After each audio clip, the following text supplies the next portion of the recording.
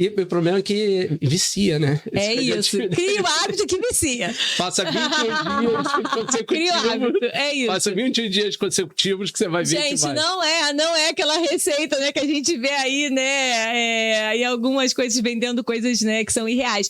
Mas, realmente, eu acho que o mais importante dessa questão do exercício é que a gente tem essa capacidade de criar o hábito.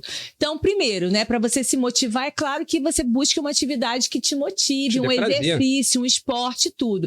Se chegar nessa situação assim, mas eu não gosto, né? Então a gente vai tentar fazer assim, vamos dizer, o menos pior. Mas exatamente isso, eu falo muitas vezes assim, eu brinco assim, a gente não faz tudo da vida que a gente gosta. Né? Algumas coisas a gente precisa fazer porque são importantes para nossa saúde. Até brinco, quem gosta de ir no dentista? Né? Eu falei, poxa, mas você vai fazer o quê? Você não tem que fazer a sua revisão direitinho, você não tem que ficar aquele motorzinho ali no seu ouvido. É uma coisa agradável? Não é, mas você precisa. Então, tem algumas coisas que a gente vai nos extremos e brinca com as coisas que as pessoas não gostam, mas assim, sabendo que essa prática regular do exercício físico, ele só vai trazer benefícios para sua vida. E quando você tomar consciência disso, isso se tornar um hábito na sua vida, e como você vê os impactos positivos que isso vai trazendo no seu dia a dia, você fala assim, nossa, por que eu não comecei antes? Olha como minha vida mudou. E você começa a identificar tudo de positivo que isso foi trazendo para sua vida. Não só para a sua vida pessoal, como das pessoas ao seu redor.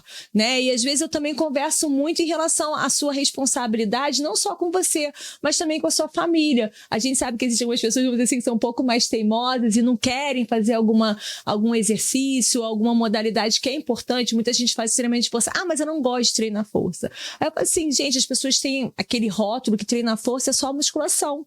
Né? E você não precisa estar dentro de uma academia, dentro de uma sala de musculação para você fazer o treinamento de força. Você pode treinar força de outras formas até dentro da sua casa. E aí, às vezes, eu falo assim, tudo bem. Então, a gente vai tentar dentro dos movimentos, dessa situação toda, treinamento de força, aquela que é mais agradável para você. Mas então que você pense que a sua decisão é uma decisão que não afeta só você. É uma decisão que também está, de alguma forma, afetando a família ao seu redor, afetando a sociedade, afetando o serviço de saúde, o nosso sistema de saúde. Porque o quanto que a gente vê hoje que todas essas doenças que a gente tem, principalmente as doenças crônicas não degenerativas, são doenças associadas ao estilo de vida, principalmente ao estilo de vida sedentário e aos quadros de obesidade. E a gente está aí falando, na verdade fica um link, né, que eu estava justamente pensando nisso de exemplos, porque quando a gente faz a atividade física, é exemplo para os filhos, é exemplo para o irmão, tipo, eu sempre fiz atividade física, migrei agora, depois da pandemia, para o ciclismo, e meu irmão mais velho quis comprar uma bicicleta também, pedala comigo, meu irmão mais novo, que está obeso, também quis comprar uma bicicleta, começar a pedalar. Então, você fica como exemplo para mudar a vida do próximo. Meus filhos, eles são tarados em estar fazendo exercício, correndo, porque eles são orientados desde pequenos. Essas pessoas hoje que são completamente sedentárias, que falam que não gostam de nada, é porque não tiveram experiências boas lá atrás e refletem isso na frente. Porque lá atrás, que você tem uma experiência boa e você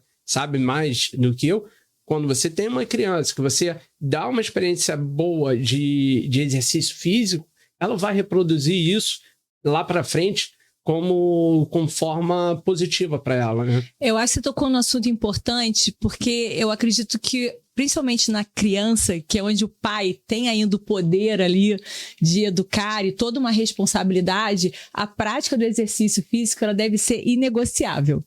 Se seu filho chegar para você e falar assim, eu não quero ir na escola, ele negocia isso com você? Não. Né? Então, assim, o que você faz com a criança? Não, a sua obrigação é estudar e praticar um esporte. É inegociável. Qual esporte? Não sei, a gente vai achar. Né? Mas eu não gosto disso. Vamos experimentar outro. Vamos experimentar outro. Você vai experimentar até achar um que você se identifique. E se não gostar, continue experimentando. Em algum momento você vai achar alguma coisa que você se identifique. Né? Então eu acho que primeira coisa, enquanto a gente tem esse papel, porque lá, exatamente nessa fase da criança, é onde ela vai criar o hábito. E ela vai começar a identificar a importância do exercício, os valores que são também, né, do esporte naquele meio ali. Então, isso é fundamental na fase também de formação da criança, né? Então, acho que a primeira coisa é isso. Os pais hoje, alguns também são muito, né, flexíveis e querem muito atender à vontade da criança. Se você for atender à vontade da criança, ela não vai querer comer saudável, ela vai querer comer um monte de porcaria, um monte de junk food, porque ela vai sempre optar o quê? Por aquilo que é mais gostoso, né? Então, é legal para algumas. Eu adoro fazer exercício, então para mim é prazeroso, mas a gente sabe que algumas pessoas não têm esse prazer, mas elas vão porque elas têm que ir. Então, você perguntar para uma criança, ela quer ficar hoje, por exemplo, jogando videogame, né? Ou em alguma prática de esporte, a maior parte vai querer ficar em casa, né?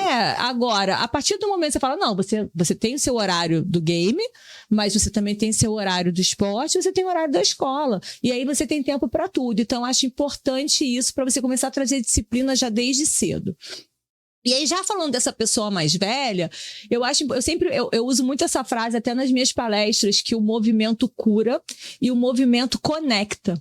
Então, a gente consegue se conectar com pessoas por meio do movimento. Não é à toa que surgem as tribos, né? Que é a galera da corrida, que é a galera do ciclismo, que é a galera do triatlo, que é a galera do beach tênis, que é a galera do futebol. Por quê? Porque você vai dentro daquele grupo pessoas que, né, tem afinidades em comum, e a afinidade naquele momento foi o quê? Qual é a conexão que levou aquilo ali? O movimento, o esporte. Então, o esporte, o exercício, ele tem essa capacidade de conectar pessoas. Eu até falo isso muito assim com vários colegas de profissão. Falei, quantos de vocês começaram a dar aula e aí a partir disso depois já viraram amigos, já começou a frequentar a festa de filho, de aniversário das pessoas que você primeiro, né, prestava só um serviço. Então, assim, realmente a gente cria um elo com as pessoas por meio do movimento, né? Se você estiver num jogo de futebol, às vezes tem uma pessoa do seu lado que você nunca viu e quando faz o gol, o que você faz? Você abraça aquela pessoa sem nunca ter visto ela na vida. Então, assim, existem algumas paixões, né? E aí a gente tem o movimento, o esporte, né? Você tem aí algumas paixões nacionais, né? Que a gente tem dependendo do país, dependendo da cultura. Então, a gente tem essa capacidade, por meio do esporte, por meio do movimento, por meio do exercício, de conectar e motivar as pessoas. Então, quando você cria também essas tribos, isso é uma coisa muito positiva, porque você também expande aquela prática para o exercício para as relações sociais, que também são extremamente importantes na nossa sociedade.